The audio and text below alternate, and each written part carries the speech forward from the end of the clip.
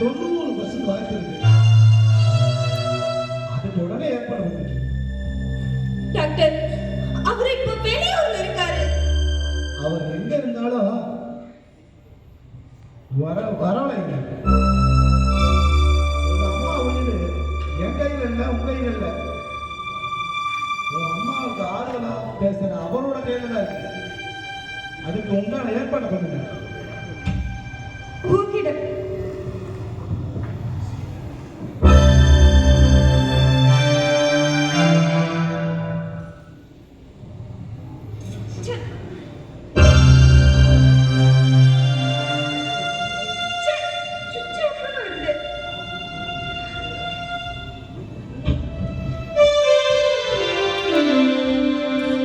Doctor, நான் சென்னை வரைக்கும் போயிட்டு வரேன்.